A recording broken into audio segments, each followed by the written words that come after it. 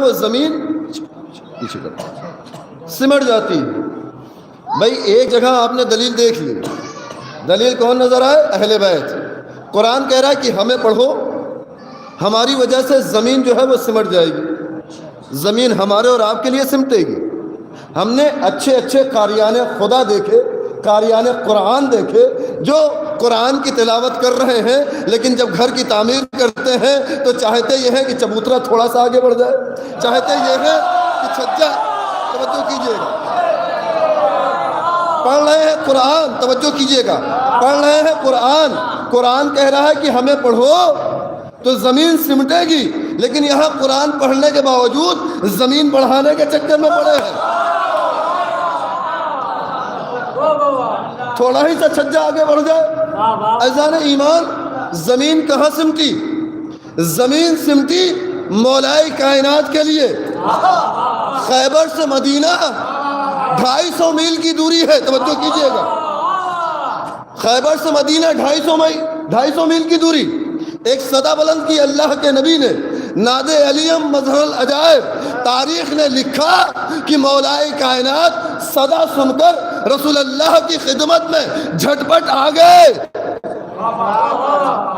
بھئی نتیجہ یہی ہے کہ اگر اللہ کا نبی بلائے تو اللہ کے نبی کی خدمت میں جھٹپٹ آ جاؤ۔ ایسا نہ ہو کہ اللہ کا نبی بلاتا رہے، تم پہاڑ کی چوٹی پہ نظر آؤ اور بعد میں جب آ کے کہو تو اے اللہ کے نبی ہم پہاڑ پہ ایسے اچھل رہے تھے جیسے پہاڑی بکریاں اچھلتی ہیں۔ بھائی 250 میل کی دوری ہے، آج کے اعتبار سے 170 کلومیٹر کی دوری، 170 کلومیٹر کی دوری، اور مولائے کائنات نے چشم زدن میں، ادھر صدا بلند ہوئی، ادھر امام نے غلام کو آواز دی، میرے رہوار رفتار کو لاؤ۔ اب وہ غلام رہوار کو لے کے آ گیا، لیکن مولا نے یہ دیکھا کہ غلام ہم سے کہیں زیادہ جلدی میں لگ رہا ہے۔ اب امام گھوڑے پہ سوار ہوئے، غلام نے قدموں کو پکڑ لیا، مولا میں بھی آپ کے ساتھ خیبر چلوں گا۔ کہا کتنی جلدی پہنچنا چاہتے ہو؟ کہا مولا جتنی جلدی پہنچا دو۔ تو ایک مرتبہ میرے مولا نے کہا کہ دیکھو 10 تک کی گنتی گنو، اگر 10 کے اندر میں تمہیں خیبر کے میدان نہ پہنچا دوں تو مجھے علی نہ کہنا۔ ادھر غلام نے گنتی شروع کی، 1 2 3، ادھر سے آواز آئی کہاں 3 کے چکر میں پڑے ہو، سامنے دیکھو خیبر۔ تو عزیزان ایمان توجہ کیجئے گا، دعویٰ کیا قرآن نے، اور دلیل کون بنے؟ دلیل بنے مولائے کائنات کہ چشم زدن میں مدینے سے خیبر پہنچ گئے۔ دعویٰ قرآن ضرور کرتا ہے لیکن دلیل کون بنتے ہیں؟ مولائے کائنات۔ اب دیکھیے تیسرا دعویٰ کیا ہے؟ تیسرا دعویٰ یہ ہے کہ ہماری وجہ سے مردہ بول اٹھتا ہے۔ کون کہہ رہا ہے؟ قرآن کہہ رہا ہے کہ ہمیں پڑھو تو مردہ۔ یہ کیا حقیقت پہ مبنی بات ہے؟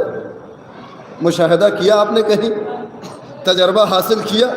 بھائی قرآن آپ بھی پڑھتے ہیں، قرآن ہم بھی پڑھتے ہیں، لیکن کہیں آپ نے قرآن پڑھ کے مردہ کو زندہ کیا؟ بلکہ جب انسان حالت احتضار میں ہوتا ہے، دیکھیے میں مشاہدہ بیان کر رہا ہوں، جب انسان حالت احتضار میں ہوتا ہے، جان کنی کے عالم میں ہوتا ہے، جان اٹکی ہوئی ہوتی ہے، تو لوگ مولانا کو ڈھونڈتے ہیں کہ مولانا صاحب سورہ یاسین کی تلاوت کر دیجئے، جان اٹکی ہوئی ہے آسانی سے نکل جائے گی۔ بھائی قرآن کہہ رہا ہے کہ ہمیں پڑھو تو مردہ ہوگا بول اٹھے گا، لیکن یہاں آپ اس پہ تلے ہوئے ہیں کہ زندہ ہے، قرآن پڑھ کے اسے مردہ کر دیا جائے۔